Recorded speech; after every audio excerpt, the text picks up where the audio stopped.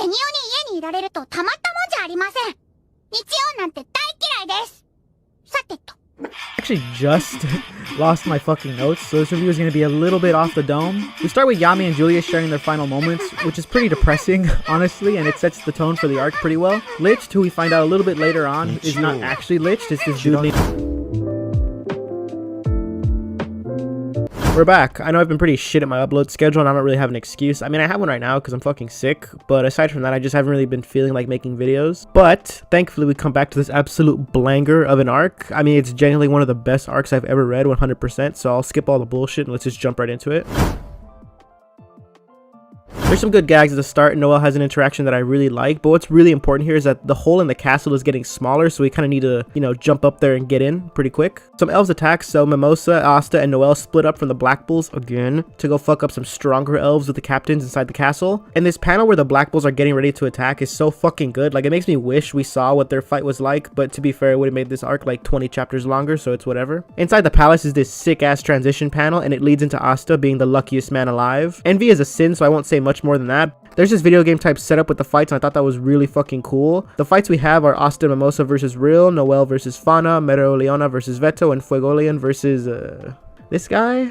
I'll be honest, I wasn't very excited for this one, but turns out it goes fucking apeshit. His fight goes hand in hand with Mereoleona, not only in terms of the storytelling, but in how amazing they are. The backstory between them is really fucking good, and it added another level of love that I have for these characters. Yuno pulls up with some magic knights to help out, and his necklace is confirmed to be a magic stone. I was so happy because it's the first fucking theory that I've had that's correct. I mean, it's pretty obvious, but still, you know, we have to start somewhere. I can't be wrong every damn time. So he goes into the castle too, but unfortunately, Charmy also joins him.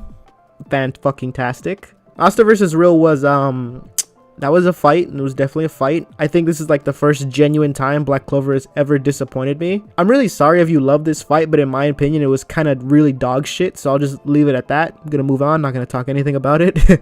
I don't want to rant while I'm sick, so yeah.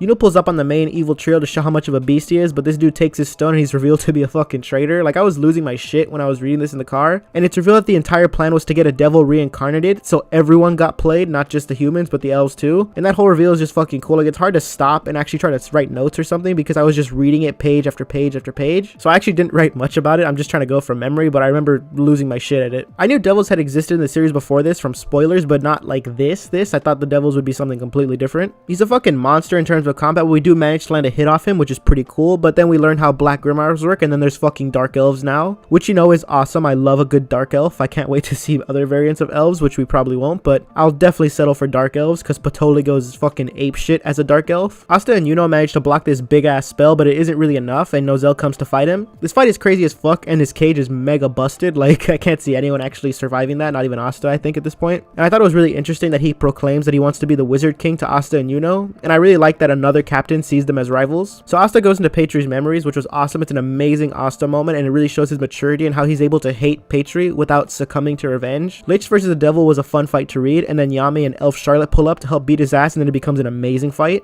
I really love how Yami and Charlotte are slowly trying to deduce the limitations of word magic, which is fucking busted anyway. Before Yami mentioned it, I didn't even notice that he wasn't using his grimoire yet. Like, he was fucking us up without a grimoire. That's crazy. He summons this beast thing, which is actual fucking insanity. Like, Asta is the only person able to cut it, which is great. I love that, but it's literally a fucking broken ass spell because no one can block it. While all that was happening, Nero had went to go wake up best boy Finral to take him to the monster skull, and we learned that not only can Nero talk, but she's also a fucking baddie. So that was pretty great to see, and to jump farther ahead, I can't wait to see what she does as a Black Bull. The first Wizard King is back because of Nero's sealing magic, and then he goes to go fight the devil, but it kind of sucks they didn't take Finral with him, you know, boy can't catch a break. We get this 500-year flashback, and it's dead ass, one of the best flashbacks I've ever read. Like, it's One Piece level on the flashback scale. Like, it just goes crazy. Every single page is engaging, and it reveals so much about what we've been seeing. Like, I'm definitely gonna make a video on this later because of how good it was. I probably actually won't, but that's how much I liked it. I really want to make another video on it.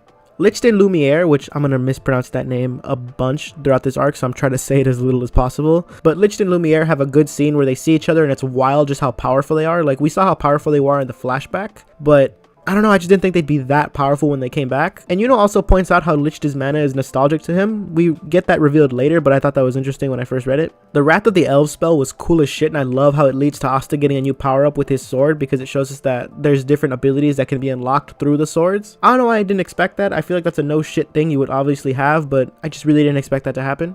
Makes me feel dumb because we even see that the sword Lich is using has an ability during the dungeon arc, you know, so I have big dumbass energy for that. The Purple Orcas dudes are here, by the way, but they don't really do anything, so don't get your hopes up if you were looking forward to that. I gotta say though, Yuno is so fucking cool. Like, I love his new sword and his growth and intuition and, you know, other buzzwords. Like, I just love everything about Yuno as a character in this elf arc. He's really coming into his own as a character here. And I love how he always keeps Asta from falling into doubt by reminding him what the end goal is, to be the Wizard King, even if he does it in a jerk-ass way. Yuno goading him on helps Asta control the sword, and I swear Black Divider is fucking amazing. Like, the art alone is just great. Like, I love seeing Asta use Black Divider, and I can't wait for him to use even other shit with other swords. Like, the fight gets even more intense after the devil realizes he's about to get his ass whooped. To finish off this amazing fight, we get an incredible tri-combo with Yuno, Asta, and Yami, and I guess actually it's a quad combo because Charlotte also helps Yami, so, you know, sick-ass quad combo that takes him out. But this is by far the best fight in the series, and one of my favorite fights in general, I think. To me, it encapsulates everything that's great about Black Clover in one fight. You have the magic system, the art, the action, the character interactions, the character arcs. It really is just everything that makes Black Clover an incredible manga.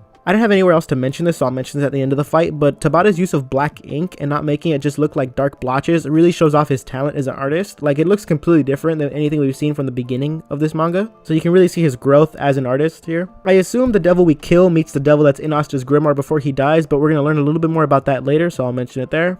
And the Purple Orcas kind of help us get out. I don't really understand what they were doing here, but I think they help us get out. It just really feels like they were here for nothing, so that's the culmination of that.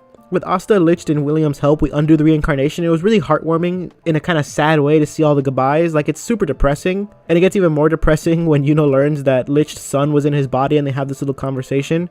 Real sad shit to end off this arc. And then Charla, which is her elf name, commending Yami was really good, and I like that little conversation they had too.